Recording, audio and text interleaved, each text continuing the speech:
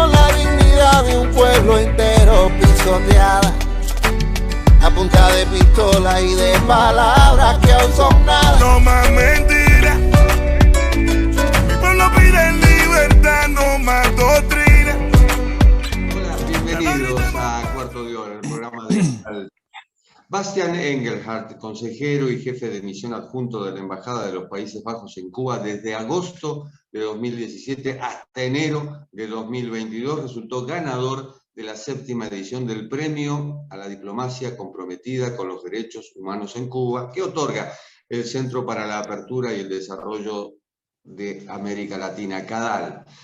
Engelhardt, con una maestría en Economía Internacional y Geografía Económica, fue nominado por representantes del Movimiento San Isidro, del Centro de Estudios Convivencia y activistas de derechos humanos y periodistas independientes de Cuba. Antes había prestado servicios diplomáticos en Mozambique, Brasil y en América Central. También trabajó como consejero en la delegación de la Unión Europea en Guatemala. Desde 2003, luego de la Primavera Negra de Cuba, 15 diplomáticos extranjeros fueron reconocidos por CADAL a raíz de su labor humanitaria en Cuba. Engelhardt es el segundo diplomático de los Países Bajos en recibir este premio. A comienzos de febrero de 2022, CADAL invitó a colegas de Cuba a reconocer la labor humanitaria de los diplomáticos extranjeros en La Habana, que finalizaron su misión entre el 1 de enero de 2019 y el 31 de enero de 2022. El objetivo del premio es valorar el trabajo de los diplomáticos acreditados en la isla cuyo desempeño se haya caracterizado por brindar reconocimiento, apoyo y estímulo a los actores democráticos cubanos y sus esfuerzos en la defensa de los derechos humanos y el pluralismo político. La mayoría de las nominaciones recayó en Engelhardt por su compromiso personal con la democracia y el respeto a los derechos humanos. Enhorabuena, Bastian, ¿cómo estás? Hola, muy buenas tardes, Jorge. Estoy todo muy bien. Muchas gracias.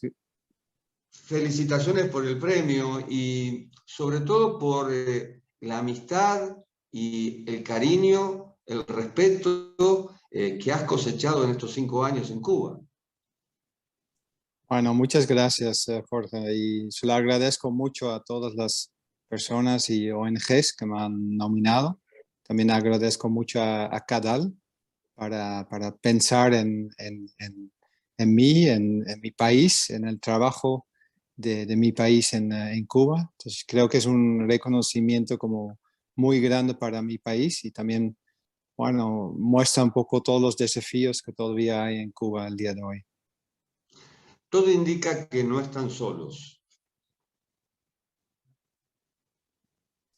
Por supuesto, no. Como mi país tenemos como unas relaciones muy amplias con Cuba, con el pueblo de Cuba, y quisiéramos como país trabajar en todas las partes. Y para la política exterior de Países Bajos, como los derechos humanos es un eje central. Entonces sentimos como bueno, la obligación moral de trabajar en eso, en establecer las relaciones y también para escuchar a las personas, qué les está moviendo, qué está pasando, porque eso también se necesita para poder dialogar con las autoridades cubanas, que por supuesto también es una labor muy importante de nuestra embajada, es poder hablar con todos los interlocutores en Cuba, estatales y no estatales.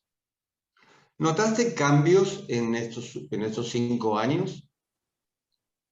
Sí, creo que Cuba es uno de esos países en donde la gente dice que mucho cambio y al final no cambia nada. Quizás es un poco un cliché. Yo he visto como muchos cambios en los 4 años y medio que yo estuve en Cuba, muchos cambios como cambios políticos. Cuando yo llegué todavía Raúl Castro era el presidente, entonces ellos cambiaron de presidente, cambiaron de constitución. Creo que un cambio muy drástico para muchos cubanos fue la apertura de Internet.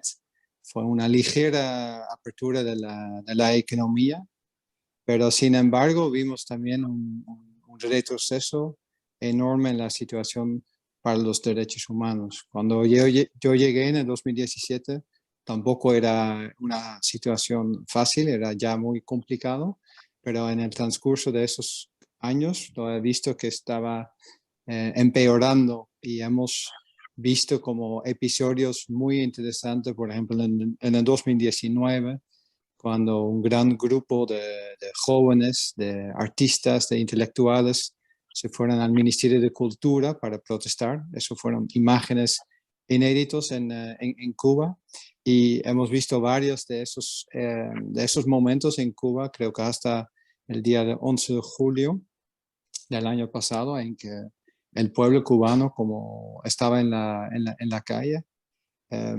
Y eso fue un momento también de esperanza, quizás de cambio, pero hemos visto en términos de derechos humanos y de libertades de expresión, de prensa, que eso también fue un momento que todavía fue más difícil. Y los últimos meses hemos visto que muchos jóvenes, muchos líderes cubanos se han tenido que salir del país. Muchos se han sentido presionados para ir, presionados por las autoridades o por otras circunstancias. Y también en Cuba este fenómeno de los regulados, que quiere decir que la gente, aunque quisieran salir, no pueden porque están supuestamente regulados, no quiere decir que están en una lista que no pueden salir. Hemos visto a cubanos que están en el exterior, que quieren regresar, que tienen su pasaporte, tienen nacionalidad cubana, pero no pueden regresar. En fin, hay una gran variedad de maneras para bloquear las libertades de los cubanos. Y eso hemos visto como que estaba empeorando los últimos países. Entonces, eso fue el contexto para trabajar y para, a pesar de todo eso, ver qué es posible, qué tipo de apoyo moral podemos dar a todos esos defensores de derechos humanos.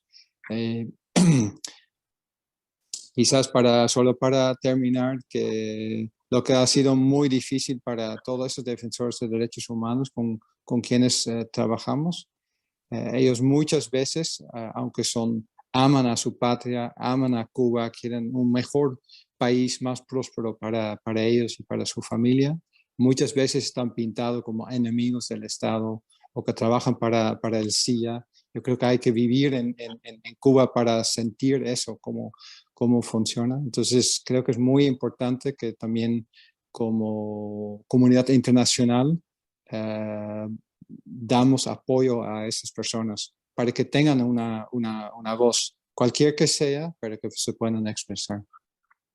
Durante tu misión visitaste a activistas por los derechos humanos, periodistas independientes que estaban recluidos en sus casas. ¿Te sentiste intimidado por la dictadura como diplomático? Sí, uno de los trabajos que tenemos como diplomáticos, yo creo que diplomáticos de todos los países, es tener esos enlaces con toda la población. Muchas veces también invitamos a representantes de todos los cantos de la sociedad cubana en nuestra embajada y también en nuestra residencia, pero creo que para realmente conocer a un país es muy importante también visitar a la gente en su casa, y de vez en cuando esas personas estaban en reclusión domiciliaria, no podían salir, algunos como durante meses, no estamos hablando de una semana, algunos durante meses, tenían muchas dificultades para cómo hacer las compras en un contexto que de todos modos ya es muy difícil en Cuba. Entonces, de vez en cuando yo me acerqué a esas personas, y en principio no me sentía intimidado, yo podía como acceder a sus casas, simplemente hacer una cita con ellos, te visito a ese tipo de hora. Tampoco es que me hicieron preguntas. No es mi rol como diplomático, como buscar algún problema. Eso no es la intención. La idea es que podemos, y todos los diplomáticos lo pueden visitar, a todas las personas que están en principio en libertad en su país, pero que no pueden salir en su casa. Entonces yo les visité y en algunas ocasiones también hablamos con ellos como, ¿qué te parece si lo ponemos en social media? Yo creo que la comunicación siempre es muy importante, pero no siempre se usa. También hay esos asuntos como la diplomacia silente, a veces como recibes a alguien en tu casa o tú visitas a alguien y no lo vas a poner a publicar.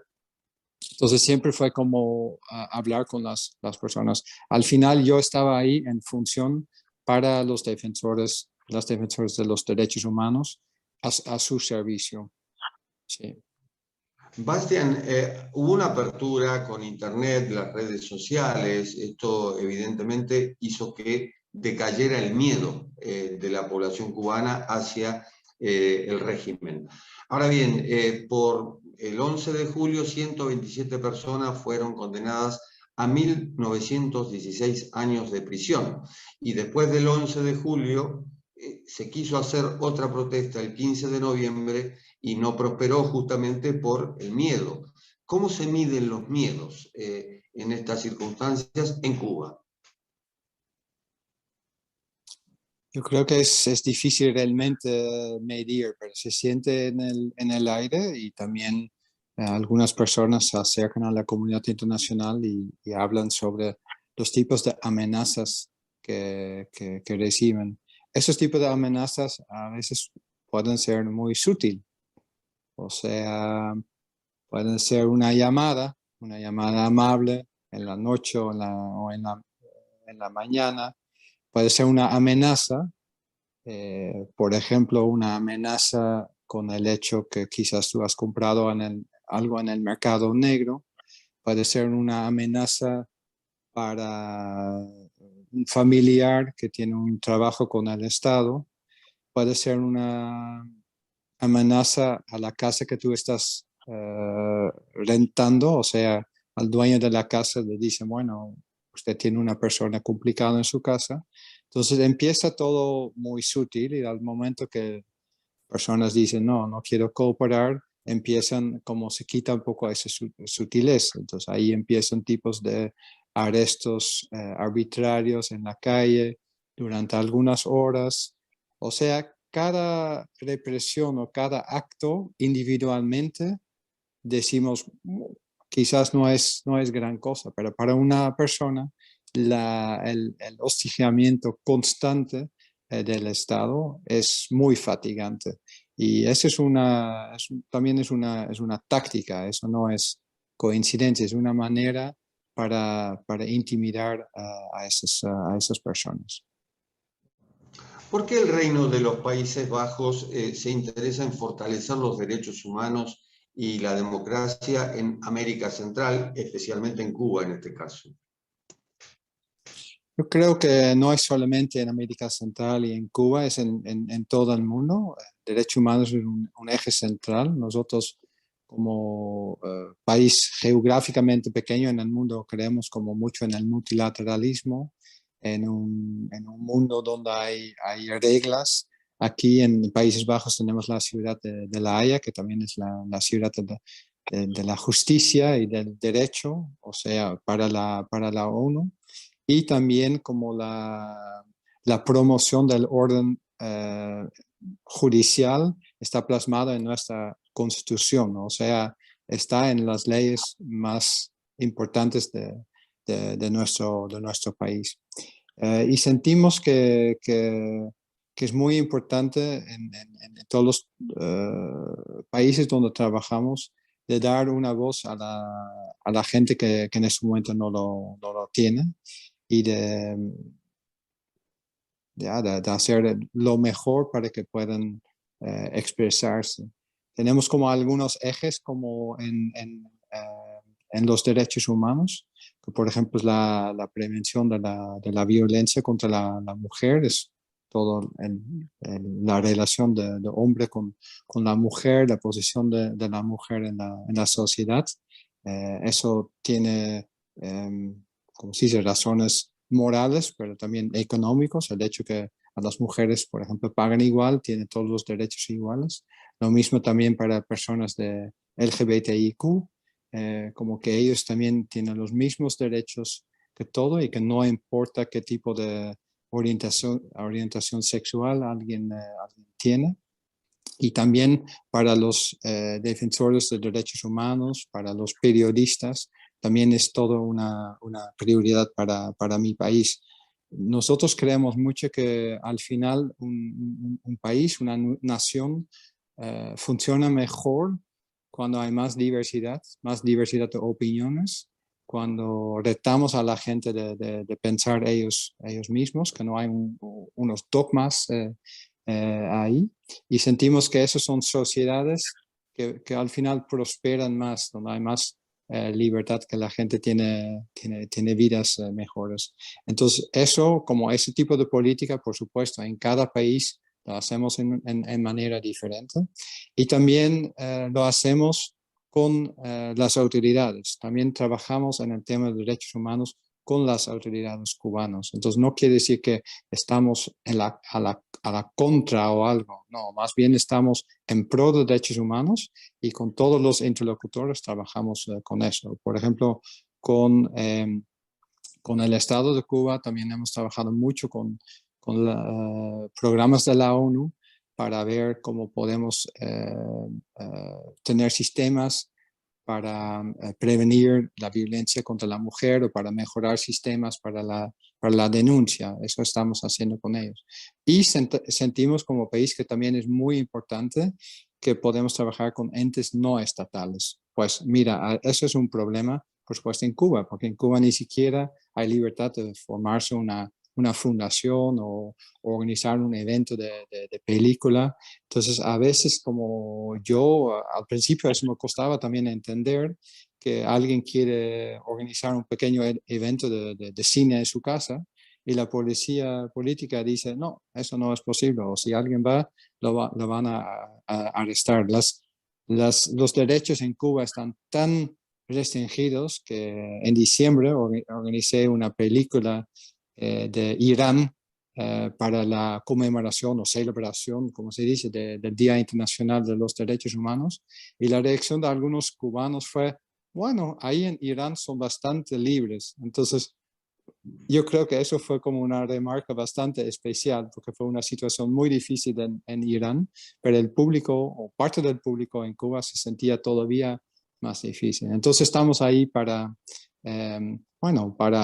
ellos, todo para los derechos humanos. Terminaste tu misión en Cuba, pero por lo que se ve, te llevaste una parte importante de la población de ese país y el reconocimiento, por supuesto, por el cual nuevamente te felicito. Bastián, muchas gracias. Muchas gracias, Jorge. A la orden. Y así concluimos esta emisión de Cuarto de Hora, el programa de Cadal TV con Bastián Engelhardt, en este caso, que nos recibió en La Haya, premiado por haber colaborado con activistas por los derechos humanos y con periodistas independientes en Cuba durante su misión diplomática. Hasta la próxima. Como la dignidad de un pueblo entero pisoteada a punta de pistola y de palabras que hoy son nada. No más mentiras. Mi pueblo pide libertad, no más doctrina.